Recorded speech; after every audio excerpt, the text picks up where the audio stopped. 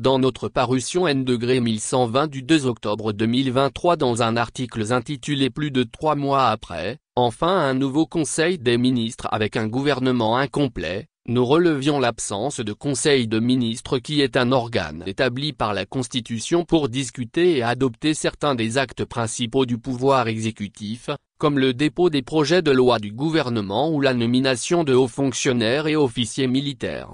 Légitimement, on peut se demander par quelle alchimie se prenaient les grandes décisions de la gouvernance du pays sans Conseil des ministres depuis 3 mois.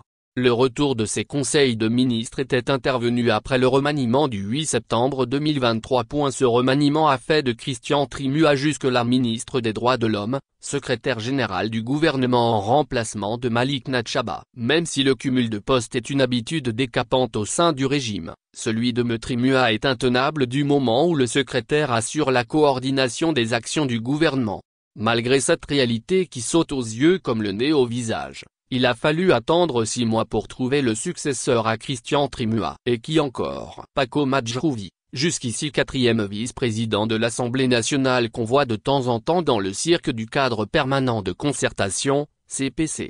Il a été fait ministre des Droits de l'Homme, de la formation à la citoyenneté et des relations avec les institutions de la République le 6 mars 2024.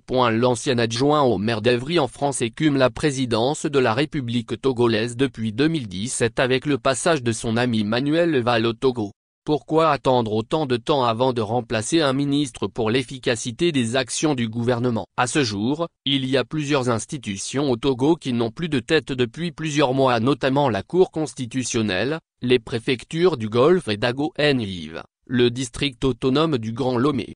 Même le volet industrie charcutée du ministère du Commerce, c'est dans les coulisses qu'on a appris qu'il a été rattaché au ministère de la Promotion des investissements sans que la population n'en soit informée.